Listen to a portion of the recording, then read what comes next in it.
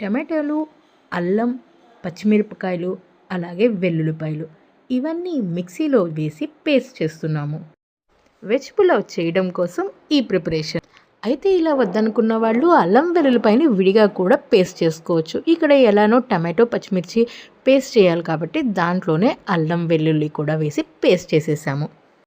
ఇంకా వెజెస్కి కావాల్సిన ఆనియన్ని తరుక్కోవటం, కాలీఫ్లవర్, క్యారెట్, క్యాప్సికమ్ అండ్ బంగాళదుంపలను కూడా ఈ విధంగా కట్ చేసి వాటర్లో పెట్టాం, లేదంటే నల్లగా అయిపోతాయి.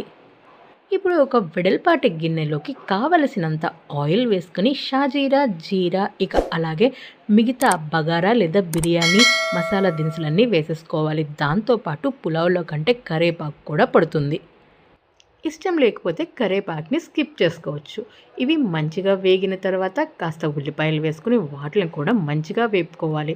అంటే గోల్డెన్ బ్రౌన్ వచ్చే వరకు సరిపోదన్నమాట. కొంచెం డార్క్ బ్రౌన్ కలర్లోకి టర్న్ అయ్యే వరకు వేపుకోవాలి. లైక్ మనం బిర్యానీలోకి వేస్తాం కదా ఫ్రైడ్ ఆనియన్స్, ఆ విధంగా ఫ్రై అయిపోవాలి.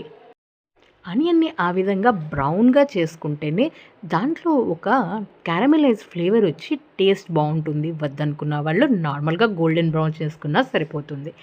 ఆనియన్స్ పర్ఫెక్ట్గా కుక్ అయిపోయిన తర్వాత రిమైనింగ్ వెజ్జెస్ అన్నీ వేసుకుని పసుపు, ఉప్పు, అలానే టమాటో, పచ్చిమిర్చి, అల్లం వెల్లుల్లి పేస్ట్ చేసుకున్నాం కదా, ఆ పేస్ట్ కూడా వేసేసుకుని ఒక్కసారి వేయించుకున్న తర్వాత మూత పెట్టుకుని మంచిగా మగ్గనిస్తే సరిపోతుంది. అప్పుడు మన టేస్ట్కి అనుగుణంగా అంటే పచ్చిమిర్చి కూడా వేసుకున్నాం కదా, అది చూసుకుని కాస్త కారం, పెరుగు వేసి ఇంకొకసారి మగ్గటానికి మూత పెట్టేసి వదిలేసేయాలి. ఇక మూత పెట్టుకున్న కాసేపటికే మనం పులావ్ కోసం రెడీ చేసుకుంటున్న వెజెస్ అన్నీ కూడా చక్కగా కుక్ అయిపోయి మంచి స్మెల్ రావటం స్టార్ట్ అయిపోతుంది. ఆ టైంలోనే మనం 1కి 1.5 కప్ మెజర్ చేసి పెట్టుకున్న వాటర్ని వేసి రోలింగ్ బాయిల్ వచ్చే వరకు బాయిల్ చేయాలి. ఆ తర్వాత అరగంట నానబెట్టుకున్న బాస్మతి బియ్యాన్ని చక్కగా కడిగి దీంట్లో వేసుకోవాలి. వాటర్ మంచిగా మరిగినప్పుడు మాత్రమే మనం బియ్యం వేసాం కాబట్టి పులావ్ చాలా తొందరగా కుక్ అయిపోతుంది.